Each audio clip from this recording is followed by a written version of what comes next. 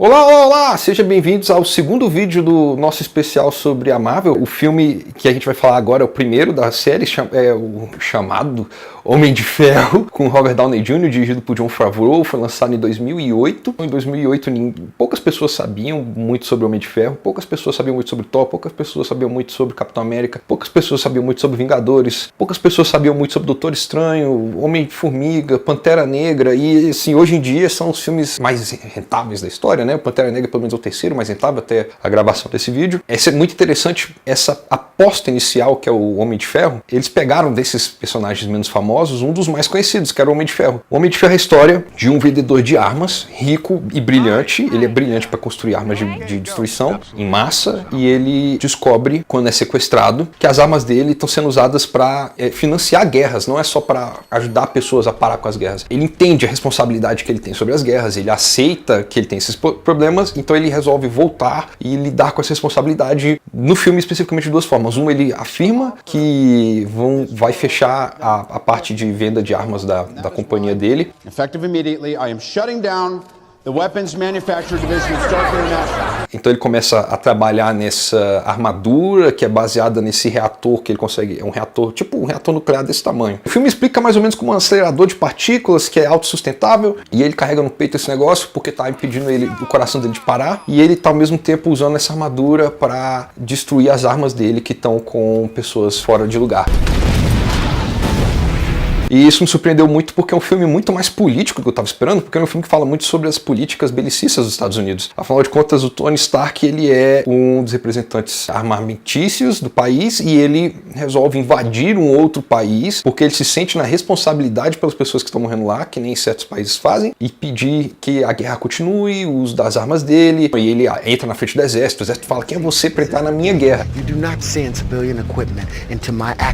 A guerra dos Estados Unidos, sendo que é uma guerra civil em um outro país lá fora, eu achei isso interessante, achei corajoso de um filme desconhecido sobre um herói que era pouco conhecido, fazer isso, né? Mas esse filme tem outros vários acertos também, que é o primeiro. O Jon Favreau selecionou o Robert Downey Jr. para fazer o Tony Stark, e é uma escolha meio que perfeita. Se você for estudar a história do Robert Downey Jr., ele era viciado em drogas, ele tem sérios problemas narcisísticos também, ele tem essa personalidade, é um cara muito extrovertido e divertido, e ele faz com que o Tony Stark faça sentido como esse playboy que tem essa responsabilidade, além do fato de que ele é um excelente ator, né? Então isso ajuda muito também nesse conflito principal. A primeira vez que ele usa o manto do Homem de Ferro, eu gosto muito, é quando ele realmente vai botar a armadura do Homem de Ferro dourada e vermelha. Ele tá com raiva, ele não tá empolgado para ser um herói, ele tá assumindo a responsabilidade dele. E é um momento muito negativo para ele dentro do filme. Ele tá com raiva, ele tá triste porque ele percebeu que foi traído pelos parceiros dele. E esse filme é interessante ter revisto ele agora, depois de 18 filmes da Marvel até o momento, porque a Marvel ficou conhecida por filmes muito irônicos. Eles são filmes super divertidos, que ficam ironizando a própria característica de filme de ação e de super-herói. E o Homem de Ferro 1 tem ironias, ele tem humor, ele é um filme muito cômico, e ele de vez em quando ele zomba com alguns clichês, mas ele não é reforçado nisso, a linguagem principal dele não é essa. E foi uma surpresa rever ele agora, porque eu lembro de quando eu vi ele no cinema em 2008, eu fiquei um pouco chateado com o terceiro ato do filme. Eu achei ele desapegado do conflito principal. Me surpreendeu muito como, na verdade, eu estava enganado desde o começo, porque o terceiro ato do filme é sobre ele assumindo as responsabilidades dele e enfrentando as pessoas que estão impedindo ele de assumir as responsabilidades. É claro, e aí acaba resolvendo esses problemas, a responsabilidade dele. E eu não conseguia ver isso no final,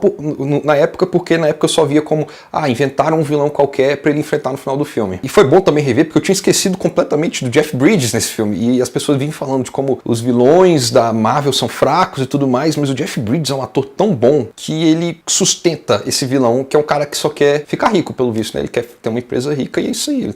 Eu gosto muito da direção de Jon Favreau. Ele faz essa construção do Homem de Ferro de uma forma muito verossímil. Então, quando ele finalmente coloca a armadura vermelha e dourada, você sente que ela faz sentido mecanicamente, por mais que não faça o menor sentido, não existe tecnologia para aquilo. Quando você vê aquele amontoado de lata mexendo, parece que tem uma pessoa lá dentro e parece fazer sentido. O que depois, com a franquia, vai ficando cada vez mais exagerado, né? Ele começa a meter uma mala no peito, ela vira armadura, depois ela se encaixa no corpo dele e ao redor dele, vem voando. Esse filme constrói isso muito bem, e grande parte do que faz isso construir é a direção de Jon Favreau. Quando ele usa a primeira armadura, a Mark I, ele coloca câmera ao lado da armadura e ele vai mudando de efeitos visuais para efeitos práticos. A armadura foi criada pelo Stan Winston, foi uma das últimas coisas que ele fez antes de morrer. Você sente que ela é de verdade, você sente que tem um cara funcionar, o barulho que ela faz, você escuta a armadura do Homem de Ferro fazendo aqueles movimentos de mecanismo mexendo, tudo parece mais verdadeiro nesse filme, eu acredito, do que nos próximos. Eu vou rever eles e descobrir. Gosto muito da Gwyneth Paltrow nesse filme, porque ela é uma secretária que ela demonstra uma vulnerabilidade que eu não estava esperando. E ela sabe da vulnerabilidade dela, ela sabe que ela deve demonstrar a vulnerabilidade dela, ela sabe que a vulnerabilidade dela pode trazer uma força, e ela usa isso. Como esse filme se encaixa na franquia da Marvel? Pelo primeiro filme, então, na ordem cronológica, não tem mais nada. Porém, ele já deixa alguns ganchos. Por exemplo, em certo ponto você consegue ver o escudo do Capitão América lá no fundo. Tem a SHIELD tem um papel importante no terceiro ato do filme, que eu não estava esperando, é a parte do que ajuda o Tony Stark a resolver a situação de responsabilidade dele, o grande conflito dele no filme, e eu não lembrava disso no filme, na verdade. E o agente Coulson, que vai ser importante pro primeiro filme dos Vingadores. You'll be hearing from us. From the Strategic Homeland and Just call us SHIELD. Então ele tem muita coisa, na verdade, da franquia dos Vingadores que eu não estava esperando. E aí, é claro, tem a cena pós-créditos em que aparece o Nick Fury, vivido pelo Samuel Jackson. I'm here to talk to you about the Avenger Initiative.